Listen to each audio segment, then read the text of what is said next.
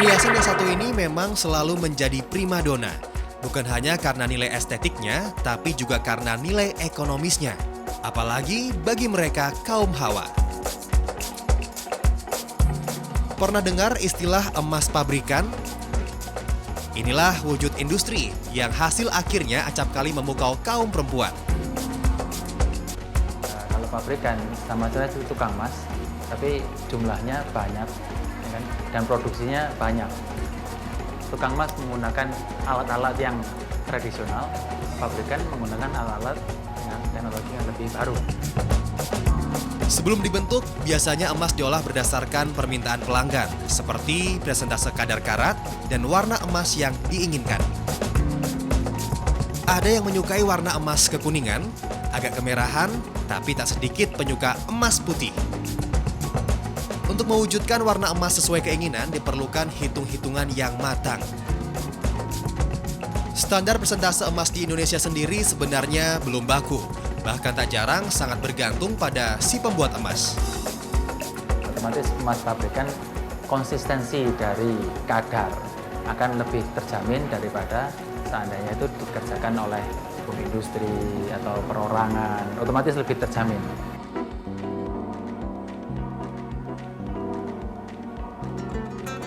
Emas murni dan campurannya kemudian dilebur dan didinginkan menjadi bentuk seperti ini. Kemudian emas diproses lagi menjadi kawat ukuran sedang. Semakin lama, ukuran kawat menjadi semakin halus.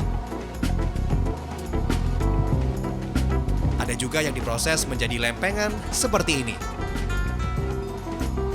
Tergantung kebutuhan pembuatan perhiasan, emas yang belum diproses harus sama dengan emas yang sudah diproses, dan di sini pun kadarnya akan dicek kembali.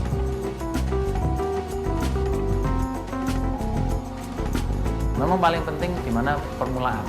Dimana kalau permulaan, kalau seandainya itu teksturnya sudah bagus, halus dan segalanya, nanti di proses-proses selanjutnya itu akan sangat membantu dalam segi kualitas. Jadi kalau dimulai sudah halus, nanti selanjutnya pun nanti pasti juga halus. Halus identik dengan mengkilap, bersih.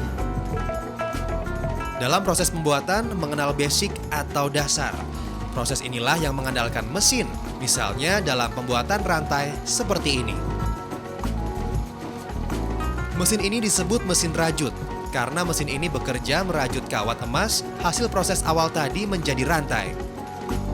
Kelebihan pengerjaan dengan mesin adalah bisa membuat ukuran rantai menjadi sangat kecil dan halus. Sayangnya untuk teknologi, kita masih mengandalkan Italia. Mesinnya yang membuat kawatnya, rantainya, sedangkan untuk finishingnya tetap memakai orang.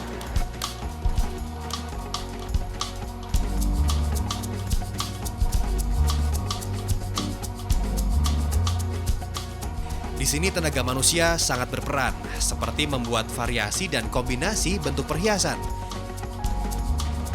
Dari bentuk basic inilah lalu dibuat variasi seperti penambahan bola, atau bentuk pipa, atau juga bentuk sambungan dan kombinasi antar rantai.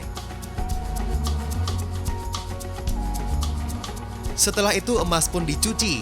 Nah, biasanya emas yang pengerjaannya bagus akan terlihat lebih berkilau dan cerah menyala setelah dikeringkan dalam mesin pengering. Tapi pengecekan kualitas tidak berhenti sampai di sini. Masih ada bagian terakhir yang mengecek kualitas perhiasan yang sudah jadi.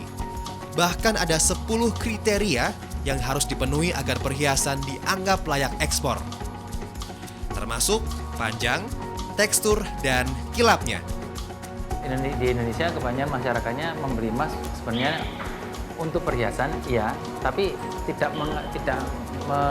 mereka tidak mementingkan desain. Dimana ya pokoknya modelnya bagus, ya kan?